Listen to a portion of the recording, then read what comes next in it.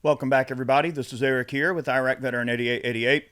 Today, I've got another gun gripe episode for you, and today, now this one's a doozy, okay? We're going to be posing the question, can the NRA be saved? Recently, I went up to John and Shermichael's Range Day, and we had the gala there that evening after the VIP Range Day, and I got to chat with the NRA leadership a bit and hear what they had to say. And, I want to know what you guys think, and I'm going to give some of my thoughts as well. And, today's episode is definitely not, we're not trying to bash anyone. We're trying to offer some constructive criticism. We're trying to offer some constructive feedback. And I want to know what you guys think about where the NRA is headed, where they stand right now. And yeah, that's what this episode's about. This is your chance to let your thoughts be known down in the comment section, and let's get a dialogue started. But before we get started, I would like to thank our friends at Sonoran Desert Institute for supporting today's video. If you're looking for a career in gunsmithing technology, they're definitely your go-to source of folks. They've got awesome curriculum, wonderful instructors. Their programs will put you on the right path to become a gunsmith. You can run your own FFL, get into the gun business. You can learn how to fly drones, do real estate photography, so many things that they offer. Check them out, SDI, Sonoran Desert Institute, and tell them that Eric sent you over. Long-term supporter of the channel, so big thanks to them. So, look, the NRA has certainly had their share of different growing pains over the years, and many of us in the Second Amendment community have been very vocal about our position and where we stand on some of the more, let's just say, historic things that have happened under the NRA's watch over the years. I'm not going to necessarily go into every little detail because that would make this video quite a bit longer than we probably all want to spend time here to talk about. But it's well documented and it's well, talked about and everything like that. And when the NRA started going through some of its kind of odd little PR problems and things like that, such as, let's just say, misappropriation and misuse of, members' funds and things like that, lavish trips. I mean, there was talks of all these sorts of things, such as lavish trips and, paying people exuberant salaries, sometimes in some unscrupulous and, let's just say, less than cordial ways that they could have been doing it.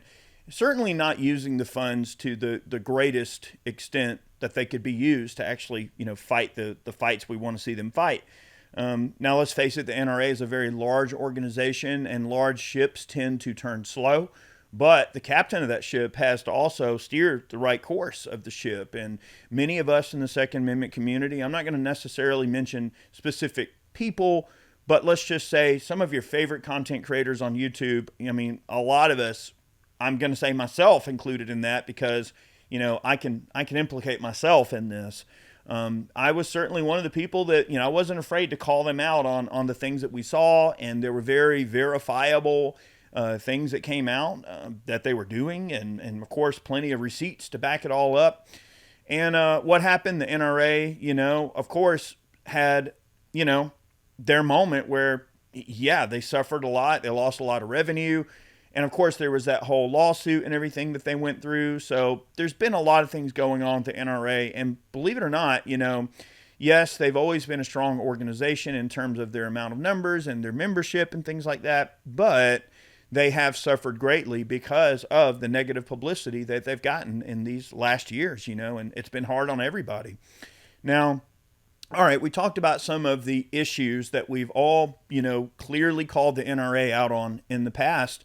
But I think it's also important to give credit where it's due. I mean, the NRA is greatly responsible for Bruin, and the Bruin decision really does lay the grounds for a lot of very important things for the fights that many Second Amendment organizations moving forward are going to use as a weapon, as a tool to go after, some of the, negative 2A laws that are already on the books.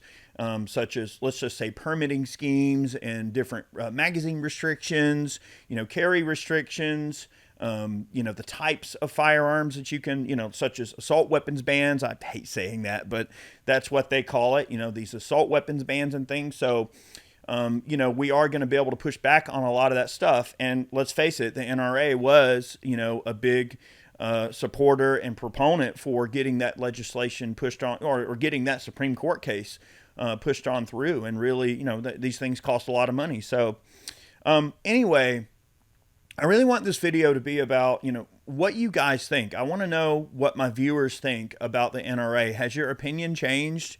Have you stayed a member of the NRA throughout all of this? Have you continued to support them?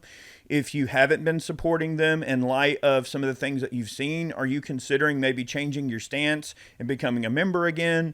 I am a lifetime member of the NRA. I mean, when you're a lifetime member, you're a lifetime member. It's not like I rescinded my membership or anything. I just continued staying a lifetime member because I'm pretty sure I paid in full for my lifetime membership some time back.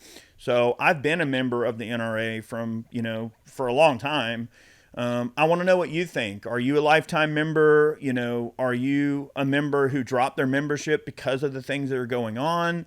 Are there other gun rights organizations that you support, such as GOA or FPC or Dudley over there, at Firearms Policy, not Firearms Policy Coalition, National Association for Gun Rights? There's so many.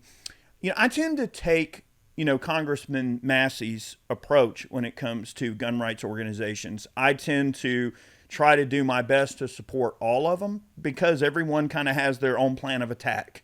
And hey, if we can attack the enemy from a bunch of different fronts, well, then why not, right? One gun rights organization does things a little bit differently. This one does things a little bit differently. So they all have their sort of tactic. And the question is, what is the NRA's tactic? What have they really done over the years? I mean, yeah, their tactic, admittedly, from my perspective, and I'm not claiming to be some master of everything that the NRA does or knowing every little, kit and caboodle, but it seems that the NRA's sort of battle plan is to play nice with the politicians. The whole country club smoozing thing. Hey, let's be your buddy.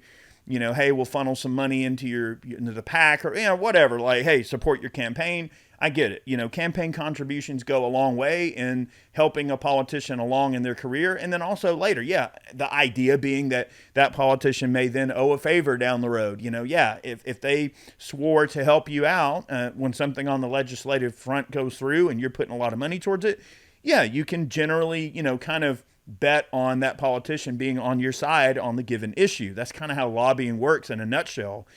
I don't necessarily agree with the tactic. I think that it does have the air of being kind of a dirty tactic, but it is a tactic nonetheless, and it is within the confines of the law and the way that we do things. So in my mind, hey, if that's what we can do, then that's the area we have to go in.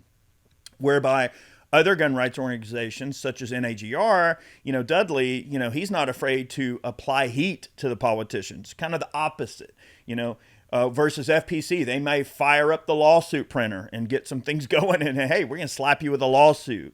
NAGR is going to say, hey, we're going to sick our members on you. We're going to primary you if you don't do what we want you to do. So those tactics all work, and they're all effective tactics, whereby GOA, I think they're kind of somewhere like, they're kind of in the middle of all that. Like, they know that pressure from the members works. They know that lawsuits work. They know that being friendly with the ones that deserve to be friendly to works. So their method is definitely more of a sort of an amalgamation of all of those different things, which is certainly a good thing. I support GOA. I think they're a great group of people. I support the folks at FPC. I support NAGR. I support the Virginia Citizens Defense League. I mean, look, there are so many organizations that I cannot even begin to bring up in this video. And this video is not an attempt to get you to come back to the NRA. It's not an attempt to get you to support the other gun rights organizations that I mentioned. All I can do is give my approach to the overall view of things and give you an idea of what I think about these various organizations. Do I think the NRA deserves some type of support?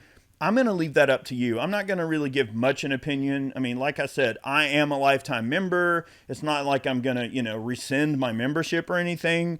Am I disappointed at some of the things I've done in the past? Yes, I am. Of course, just like many of you. Am I ready to offer my support to the NRA and see kind of where that can lead and see if maybe they have turned the ship in a positive direction? I think my view right now at this present juncture, at least as the way I'm just kind of brainstorming and thinking my way through this, just like many of you are, I think that I'm going to approach carefully. I'm going to tread carefully, and I'm going to let their actions speak.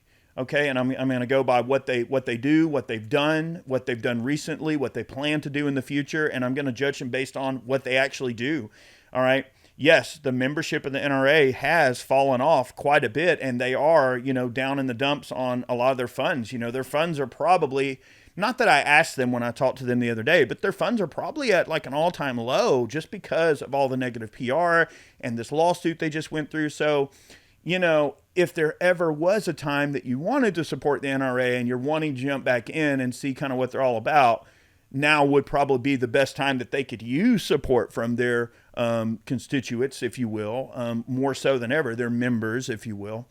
I'm not going to sit here and say whether or not you should or should not support the NRA. I mainly want this video to be a vehicle in which we drive together. I want to know what you guys think. Let me know in the comment section below. Do you support the NRA? Will you continue to support them? Have you supported them in the past? Did you drop your membership because of some of the things that were going on? Are you aware of some of the things that were going on? I kind of want to know where you stand.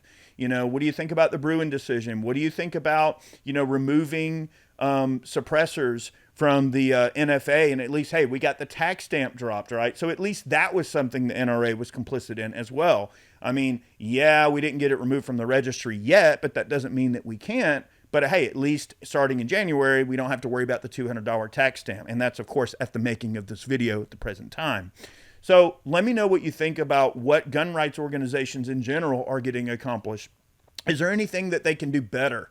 Okay, what would you like to see all of your gun rights organizations focus more on? What's important to you? I want to know. Fire off in the comment section below. And in about a week or so, I'm going to compile a bunch of your comments, and I'm going to revisit this gripe. And we're going to get down to what you guys think, and I'm going to respond to some of your commentary. So please let me know down below what you think. Have yourselves a great day. Many more videos on the way. I've got so many things to do. In fact, I'm going out to the range today, and I'm making a whole bunch of new range videos. I can't wait. I'm waiting on the sun to come up. It's still kind of early here today. So thank you all so much for watching today's video. Many more on the way. We'll see you all soon.